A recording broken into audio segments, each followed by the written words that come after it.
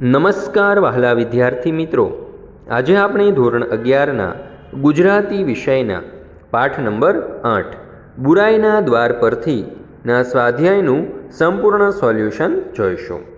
શરૂ કરીએ પ્રશ્ન નંબર 1થી।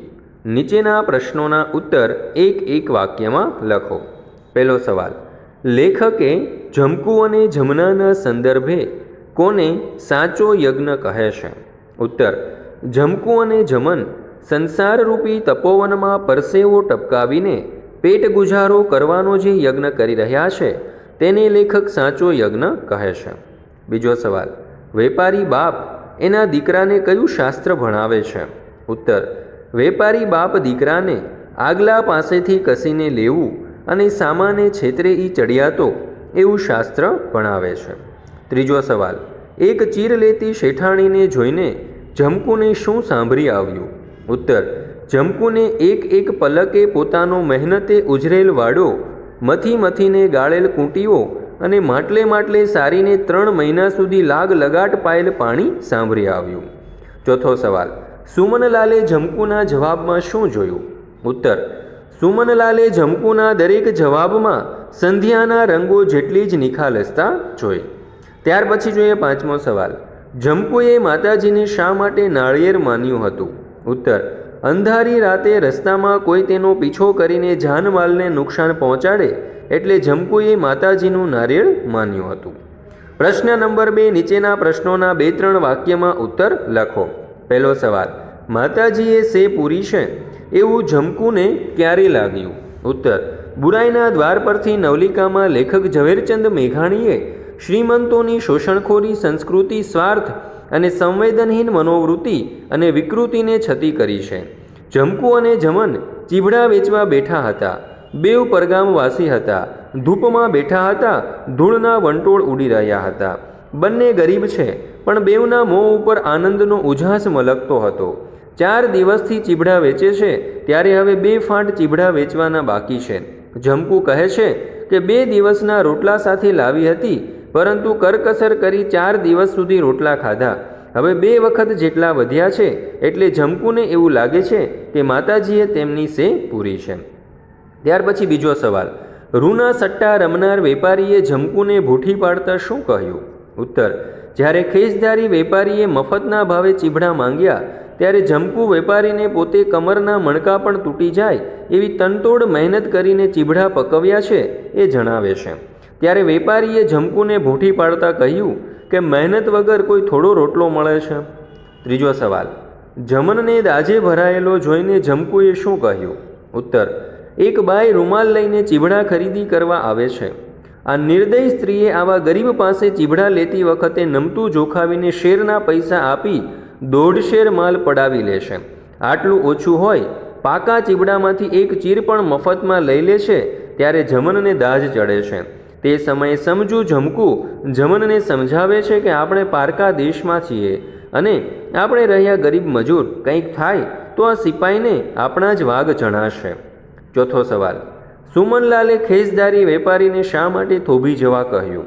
ઉત્તર, ખેસદારી વેપારી જાણતો હતો કે સાંજ થવા આવી છે એટલે થાકેલા જમન અને જમકુ મફતના ભાવે આ ચીભડા આપી દેશે, ત્યારે આનાના 3 શેર ભાવે આખોય લોટ ખરીદી લઈશું અને એ પછી બંને જણા વહેંચી લઈશું। આ ઈરાદાથી ખેસદારી વેપારીએ સુમનલાલને થોભી જવા કહ્યું। પાંચમો સવાલ, સુમનલાલે જમન જમકુ વિશે તેમની પત્ની આગળ શી પ્રશંસા કરી? ઉત્તર, અમરાપરનો રસ્તો બતાવતા સુમનલાલે તેની પત્ની સવિતાને કહ્યું કે આ વર વહુ ચાલ્યા જાય છે, તેમનું સાચું સહજીવન છે, મરતા પણ એ જીવતરના તોફાનો એટલે કે સંઘર્ષોનો સાથ રહીને સામનો કરે છે। સહના વવતું સહનો ભુનકતું સહવીર્ય કરવા વહે, સાથે રહેવું, સાથે ભોજન કરવું અને સાથે કામો કરવા, આ મંત્રને સાચા અર્થમાં આચરનારા તો આ દંપતી જ છે। પ્રશ્ન નંબર 3, માંગ્યા મુજબ જવાબ લખો। પહેલો સવાલ, જમકુ અને જમનનો દાંપત્ય પ્રેમ પાઠને આધારે સમજાવો। ઉત્તર, જમકુ અને જમન ગરીબ દંપતી છે, શેરીના રસ્તા પર પછેડી પાથરીને ચીભડા વેચે છે। આ ફળો તૈયાર કરવા માટે આ દંપતી નદીમાં કૂટિયા ગાળે છે, માટલા સારીને વાડા પાય છે।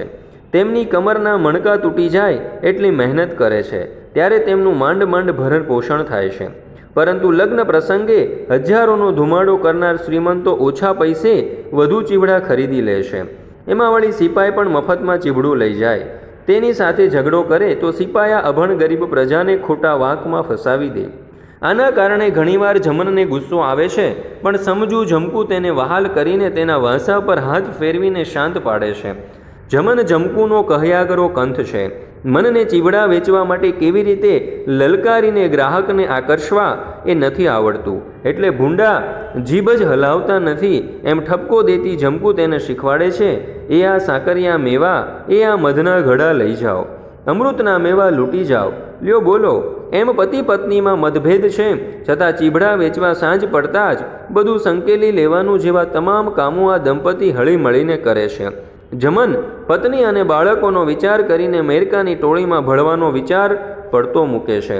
આવા સંઘર્ષમય જીવનમાં પણ બંને જે સ્નેહાળ જિંદગી જીવે છે એ જોઈને ઉજળિયાત જુવાન પોતાની પત્ની સવિતા આગળ આ દંપતીના સાચા દાંપત્ય જીવનની પ્રશંસા કરે છે.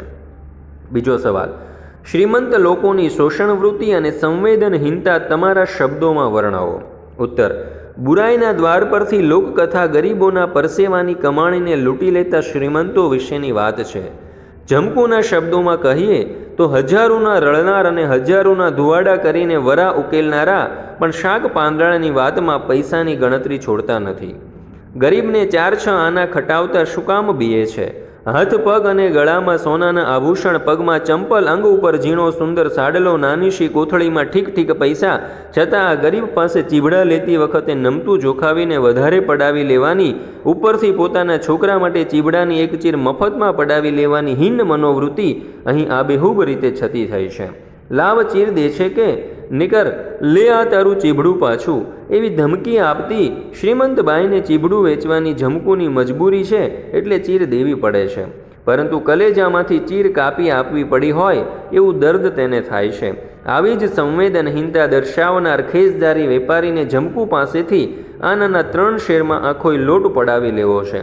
આથી સુમનલાલને ઇશારત કરીને બોલાવી લે છે અને એને કહે છે કે તેઓ થાકેલા હોવાથી સાંજ પડતા બધા ચીબડા મફતના ભાવે આપીને જતા રહેશે. આનાના 3 શેર લેખે આખોય લોટ લઈને બંને વહેંચી લઈશું. પણ જમન જમકુ સમજી ગયા. આપણું ઘરાક ટાળ્યું, ઓલિયા શેઠીએ. આ શબ્દોમાં તેમના હૈયાની હાય સંભળાય છે. આમ આ લોકકથામાં શ્રીમંતોની શોષણખોરી, સંકુચિત, સ્વાર્થી અને સંવેદનહીન મનોવૃત્તિ તેમની વિકૃતિને છતી કરે છે. ત્યાર પછી જોઈએ ત્રીજો સવાલ, બુરાઈના દ્વાર પરથી શીર્ષકની યથાર્થતા ચર્ચો. ઉત્તર, બુરાઈના દ્વાર પરથી નવલિકામાં લેખકે સમાજના ગરીબ અને શ્રીમંત વર્ગની મનોવૃત્તિની વાત કરી છે. ગરીબો પરસેવો પાડી અને મહેનત મજૂરી કરીને પોતાના કુટુંબનું ભરણ પોષણ કરે છે. તેમ છતાં તેમના નસીબમાં દારૂણ ગરીબી અને શોષણ જ લખાયા છે. તેઓ હંમેશા શ્રીમંતોની સંકુચિત અને ગરીબોનું શોષણ કરવાની સ્વાર્થી અને સંવેદનહીન મનોવૃત્તિનો ભોગ બનતા રહે છે. જમકુ અને જમન દંપતી ગરીબીથી જૂજી રહ્યું છે. મહેનત મજૂરી કરનારા માણસો જીવનભર પરસેવો પાડે તો પણ તેમના જીવનમાં દારૂણ ગરીબી અને શોષણ લખાયેલા જ રહે છે. તેઓ સૂર આલેખી આપ્યો છે. સામે પક્ષે લેખકે કેટલાક અમીર માણસોના સંકુચિત શોષણખોર મન, સ્વાર્થી અને સંવેદનહીનતા દર્શાવી છે. આ પરથી કહી શકાય કે આ પાઠનું શીર્ષક બુરાઈના દ્વાર પરથી યથાર્થ છે. દોસ્તો, આ પાઠનો ધ્યાનપૂર્વક અભ્યાસ કરવા બદલ આપ સર્વનો ખૂબ ખૂબ આભાર. ગુજરાતી વિષયના બધા જ પાઠના સ્વાધ્યાયના સોલ્યુશનની લિંક તમને ડિસ્ક્રિપ્શન બોક્સની અંદર આપેલી છે. તો આ વિડીયો તમે તમારા દોસ્તો, મિત્રો, ભાઈબંધો વગેરે સાથે જરૂરથી શેર કરજો.